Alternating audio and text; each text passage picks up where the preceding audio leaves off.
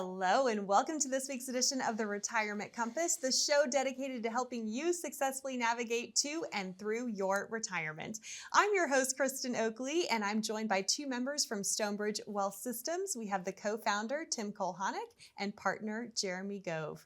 We've got a great show for you today. We are going to be talking about the unique retirement planning needs and challenges that women face. So if you yourself are a woman, or if you have a woman in your life who you love, you're definitely not going to want to miss today's important conversation.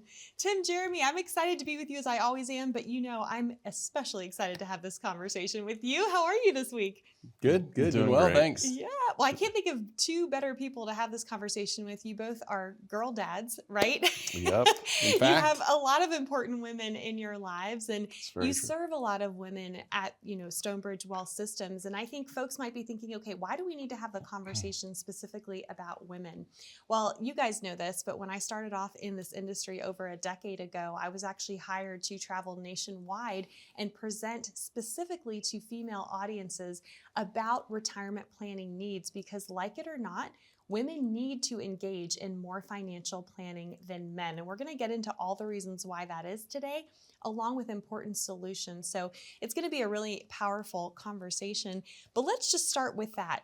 What are some of the unique challenges that we as women face that causes us to have to engage in more financial planning than men? Yeah, it's a great question, Kristen. I think the first thing that we should talk about is the earnings gap in America specifically. As a female, you're likely to earn about 82 cents for every dollar that your male counterpart earns. And so that's a big issue by itself, but what does that translate to? So that translates to smaller 401k balances because we're contributing based off of our earnings, right? Right. That also translates to lower Social Security benefits. Yep. Because that's, again, based off of your wages, your income.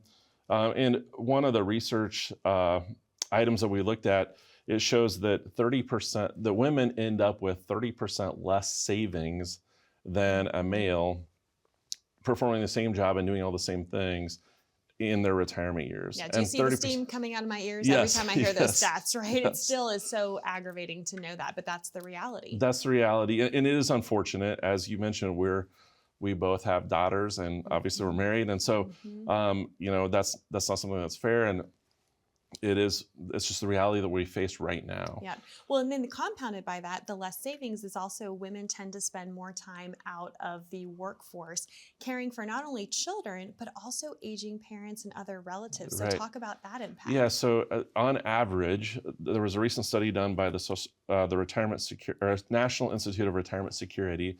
This was a study that was done in 2023, and it said that the average woman will spend 12 years out of the workforce. So not only are we earning less, we're also spending 12 years out of that workforce. And so that also contributes to lower savings and all of that. And by we, you mean women. Yes. Yes. True. I just had to give you a hard time on that. All right. Well, and then on top of that, we are living longer than men. So that's another huge issue, right? Yeah. So longer life expectancies on average, women will live 5 to 6 years longer than men. And one of the things that we talk a lot about is taxes. And we spend a lot of time talking about a lot of advice advisors give is don't worry about taxes when you're retired because you'll be in a lower income bracket. Well, that may be true. Hopefully it's not, because that means that we didn't save correctly and we don't have a good income plan. But outside of that, if we're a widow and we have there's less exemptions. I'm filing as a widow or single, right? Versus married filing joint. That's obviously going to create some tax issues as well. Yeah, for sure. But living longer, even though it's a wonderful, beautiful thing, it has some added challenges with that. So Tim, I want to bring you in on this because that could mean higher healthcare costs. It could be needing long-term care. So that's another thing that often women are facing in higher volumes than men are. Absolutely. I just want to say quickly, I feel vertically challenged right now. I feel like Jeremy is 7 feet tall sitting next to him. I don't know why, if my chair's lower or what's happening. So we can get that fixed if I for you. look like a little person on TV, I am 6 feet tall. I just want you guys to know. Long torso, short legs. It's just how I was made. So higher healthcare costs, what does that mean? So let's talk about Bill and Janice. So got a phone call the other day from Janice, and she says, look, hey, we had to put Bill in a skilled nursing facility. Mm-hmm. I kept him at home as long as I could. Bill's a big guy. He's 6'4". He was 260 pounds.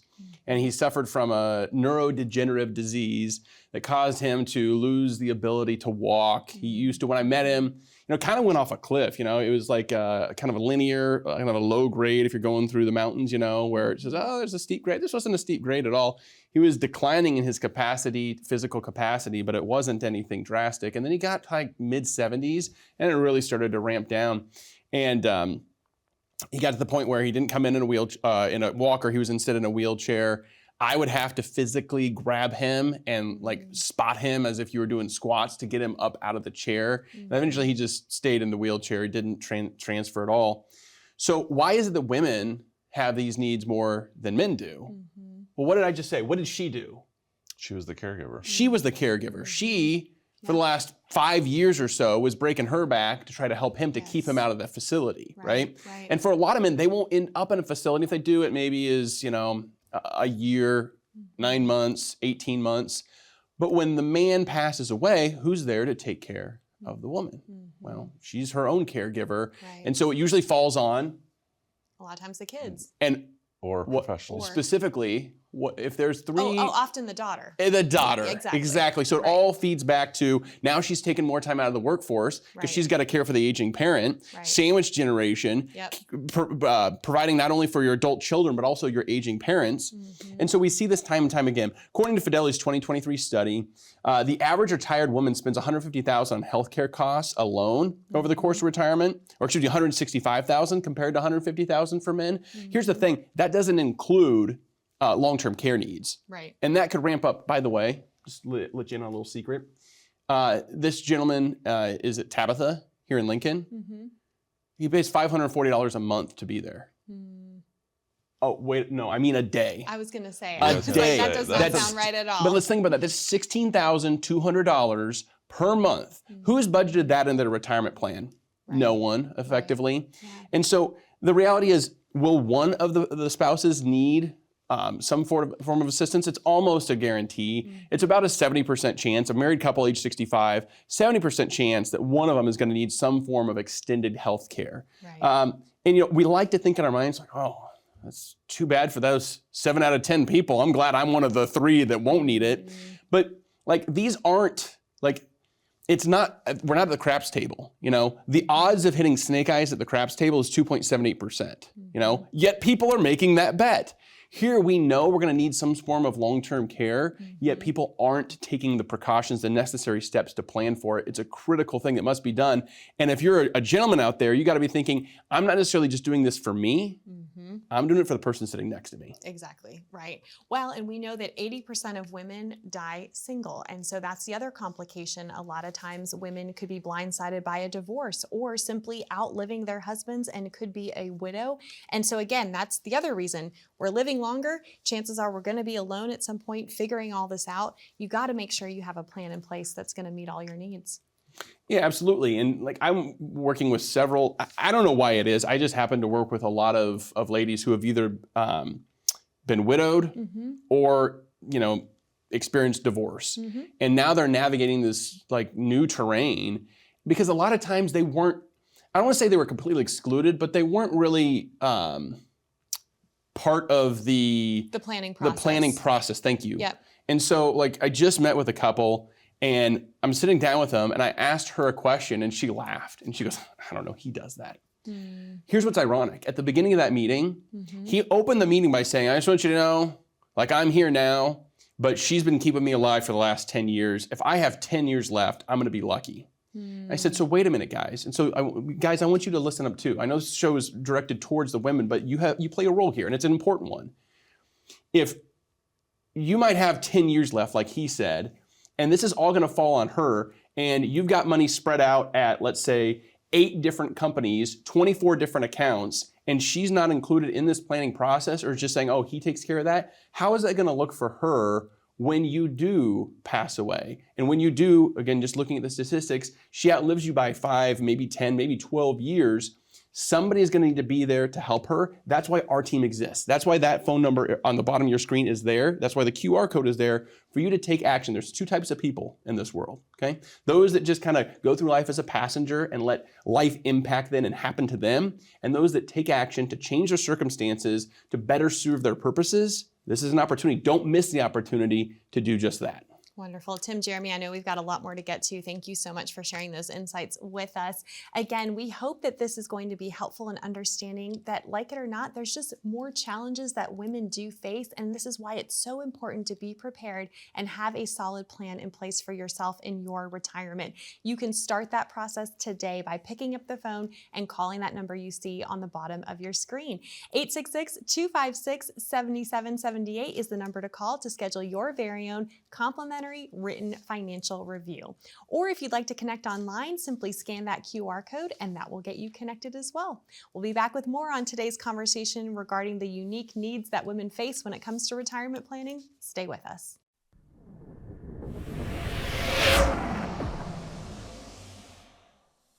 You know, if you think about the average American consumer, we don't talk about financial topics very often. And so we spend a lot of time at Stonebridge doing educational seminars and different things that are free of charge. If you're not educated in a topic, how do you make educated decisions? When you're working with a client, you're sitting down with them, they're a little stressed out, but after you go through the process and you really take time to educate them on not only what we're doing for them, but why we're doing it, that really gives them peace of mind, and you can see the weight just kind of drops. And when they leave, I hear all the time, I really should have done this years ago. But sometimes there's a fear that somebody might try to sell us something. If the things that I can provide, if you don't want, don't need, or can't use those, I've got some good news for you. We're not going to sell them to you. We are fulfilling our fiduciary duty of putting their interests ahead of our own.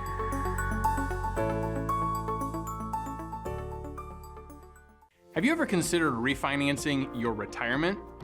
When interest rates are low, you might be able to refinance your home, your car, and even your credit card rates, because it could help keep more of your money each month. Yet when interest rates go up, it may make sense to refinance your retirement. Higher interest rates could provide income opportunities that you may not be aware of. What works for your portfolio during low interest rates may not work for you when interest rates are high. Find out if a retirement refi could work better for you. Give us a call today and schedule a complimentary Refi Your Retirement review.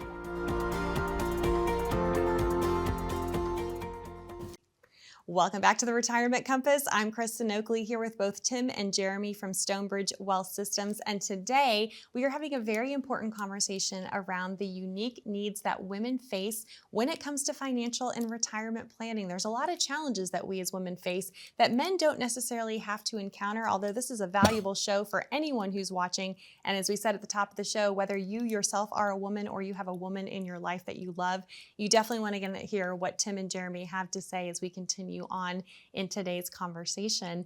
You know, it's interesting, we were talking about a lot of the challenges that women face, and there's another one on the list that is very interesting.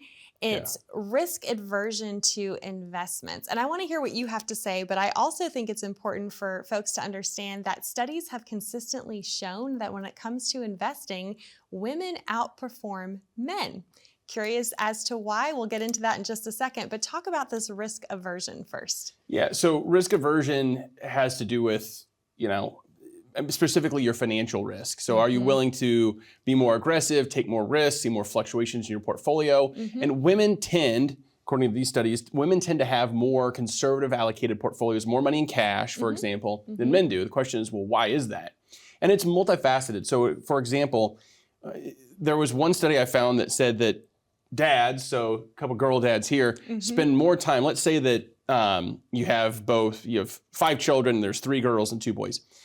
Dads will spend more time, parents will spend more time focusing on finance-related topics like balancing your checkbook, having a budget, being responsible with your money with the females, with their girls, than they will the boys. Interesting. Number 2 is, like, there's a little bit of a Dunning-Kruger situation going on here where as guys, we like to think that we could do a lot of things. Like the classic example is like, boom, the cockpit door flies open and both pilots have been incapacitated.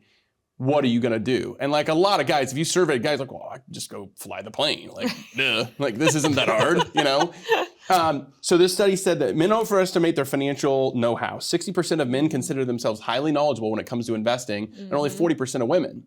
But the proficiency studies they did basically said they're about equal, right? On their actual skill and level ability to navigate markets and invest money. So because of that overestimation, they tend to be like, well, I can afford to take on more risk because I know how to navigate these things skillfully, when really that the data suggests otherwise. Well, so here's the problem. If you're not taking enough risk, then you're not keeping up with the pace of inflation, and you're going broke safely, right? So that's the challenge. But studies do show that often women make better investors than men once they have that solid education in place, because you know why? We stay the course. We're not jumping in and jumping out looking for the next hot thing or the next hot stock, as it may be, right?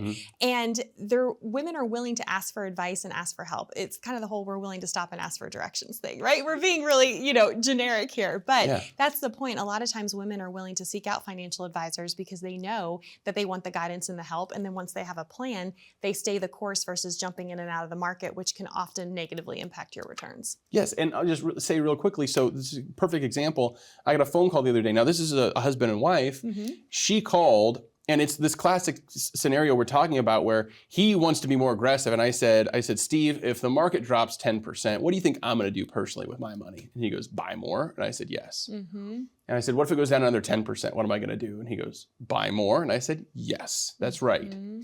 And she was really concerned. She's like, no, I see what's going on. I want to protect my money. I want out. Let's move it to cash. Let's move it, put it in my bank, CDs, whatever we can do. I don't want to see this volatility. But here's the difference.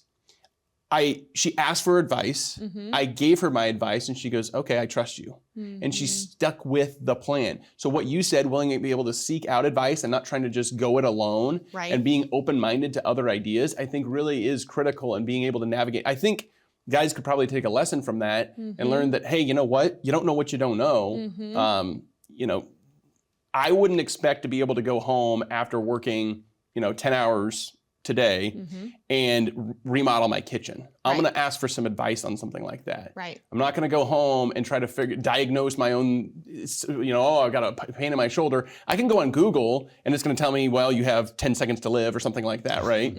I don't need to do that. I'm going to find somebody who's an expert in that field. And I think that's really kind of what we're talking about here. Yeah, for sure. Well, Jeremy, I'd love for you to weigh in on this. What do you see as some of the misconceptions that women have as it relates to financial planning or having a retirement plan in place? Well, I think that a lot of times the women that I meet with, a lot of times are coming with a husband. We're meeting with people early on.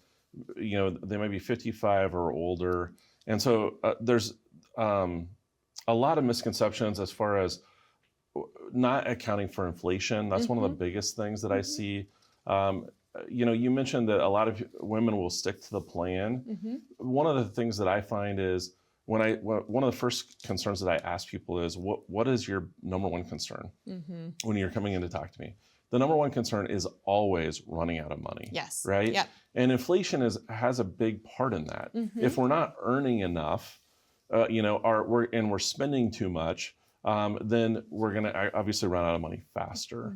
And so there's just, those are some examples of things that we need to consider as we're talking about financial planning. Yeah, for sure. Well, we say this on the show a lot. It's never too early to get started, right? And obviously the more time you have on your side to build a financial plan, the easier it will be to achieve your goals. But specifically for women, what are some things and solutions that you would recommend that they focus on as it relates to their financial plan? So I think the biggest thing is just knowing where you're at. Where am I at today? So I need to know, what is my income? What are my expenses? Where do I have debt? Where are my investments at? And that's the biggest thing. And then the next thing that you can do is, I think a lot of times when we set goals, this is the reason that I think most people set goals in January, and then by January 15th, they're already off. They're not following the goal. Is you're setting goals that are gigantic goals. So, for example, I met with a couple, and she would like to have. She brought this up. She would like to have $1 million before they retire in accounts, right? And so they have about $500,000 now, And he is about 8 years older than she is. And the goal is to retire in about 8 years. And so is that doable? Possibly. But what I asked them to do is, okay, what do we need to do? How can we break that goal down? How much do we need to grow this year, next year, the year after that? And so taking goals and putting them into bite-sized pieces, I think, is the critical piece to that.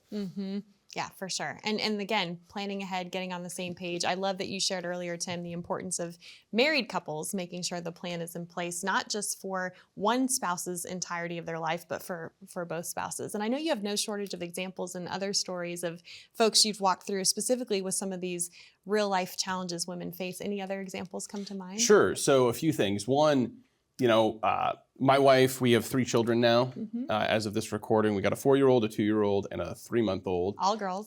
Yeah, when we were getting ready, somebody said, your wife's pregnant? And I said, I don't know, I haven't talked to her today. So I don't think so. Right. But yeah, and then probably more girls, right? That's just what we make at our house. But she's no longer actively in the workforce because it's a full-time job. Yes. Running after those 3 little ones every day. It's kind of chaos at our house a lot of times. But so how does she save for retirement? Well, there's something called a spousal contribution, a spousal IRA that we take advantage of every year. And in our case, we use a strategy to be able to put money into a Roth IRA for her. And so a lot of folks think, oh, well, my spouse, my wife's staying at home with the kids. She can't put money because she doesn't have earned income. That's not true. If you have earned income, enough to cover a IRA contribution for both you and your spouse. This year it's $7,000 plus a $1,000 catch-up if you were 50 years old by December 31st. You could put between $7,000 and $8,000 for you in an IRA. And there's some restrictions on that depending on if you're participating in a 401k plan. We'll get into that on one-on-one in your income. But you could also do that for your spouse using a spousal IRA. But at the end of the day, there has to be communication. I read this stat. Over 80% of women claim that their husbands do not actively listen to them. I'm happy to report that I have never heard my wife say that, ever. It doesn't work. Good work. Yeah. I'm going, no, I'm just kidding. I'm messing with you. So here's where I think we should leave this segment. So 40% of American households today are a blended family. Yes. So in other words, there's one spouse that has a child from maybe a previous marriage or something like that. I had that scenario where I've got a brother that's a half brother, right? And that's the reality of planning today. You've got things navigating complexities of career interruptions, divorce, remarriage, cohabitation, tax filing status changes, and many other pitfalls are going to stand between you and the retirement you desire. And it can really be overwhelming. But what if I told you it didn't have to be, right? What if there was a team of guides that are going to be able to navigate that path? If you were dropped in the middle of, the rainforest and you had to find your way out, if there was a friend, a companion, a guide who knew all the switchbacks and the trails in order to get you out of there to where you needed to be to find safety and maybe the oasis you've been looking for, you'd probably want to hire that person and be willing to pay them for their services. We've got a team of those right at that number right there that you can call, and you can get linked up with one of our experienced advisors that's going to help you walk through wherever you're at on your road to retirement. Maybe you're married filing jointly or just trying to find the retirement of your dreams to spend time together. Maybe you've been impacted by divorce recently and you're trying to figure out what the next 10, 15 years look like, trying to save towards your retirement. Or if I can even retire, we can give you those answers. We'll look forward to seeing you soon. Wonderful. Tim, Jeremy, thank you so much. That number to call to schedule your complimentary written financial review is there on the bottom of your screen, 866-256-7778. Or again, you're welcome to scan that QR code and that will get you connected as well. We'll be back with more right after this. Have you ever considered refinancing your retirement? When interest rates are low, you might be able to refinance your home, your car loan, or even credit card rates, because it would help you keep more of your own money each month. Yet when interest rates go up, it may make sense to refinance your retirement. Higher interest rates could provide income opportunities that you may not be aware of. What works for your portfolio during low interest rates may not work for you when interest rates are high. Find out if a retirement refi could work better for you. Give us a call today and schedule a complimentary Refi Your Retirement review.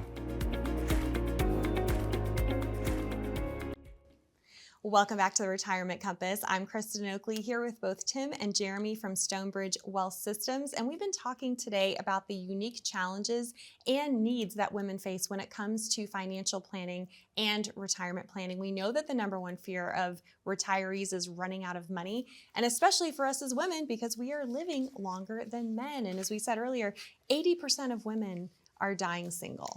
And I know I really appreciate that you guys have spent some time earlier on today's show stressing the importance of married couples coming in together, making sure both are aware of the plan. But I know that you have helped a lot of female clients who have come in who have already been single. Maybe they're already been widowed or they're going through a nasty divorce. I would love for you to share, if someone's watching and they're in that situation, what words of hope or inspiration do you have for them based on folks you've been able to help who've been in that exact same situation?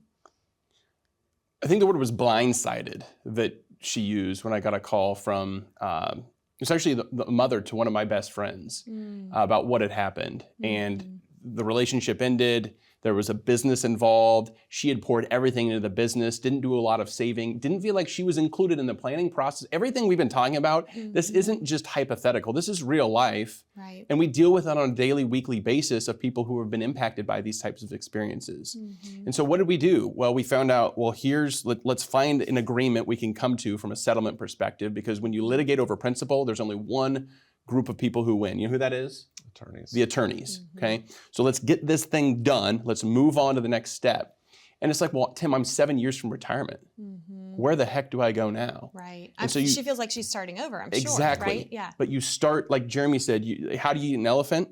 One bite at a time. Yep. So you break it down into chunks. You say, okay, well, we're going to make sure that we move the money correctly because some of his IRA is going to go to you. We don't want to just cash it out because then you pay taxes on that. So no, it needs to be in the actual settlement paperwork will tell the court, the judge, that this needs to be split up. So you do things properly, one step at a time. And it's like, all right, well, then you're going to be receiving payments over the next 10 years as part of this agreement. So I told her, here's what you can afford as far as a house goes. Here's how much you need to be putting into your IRA or your Roth IRA.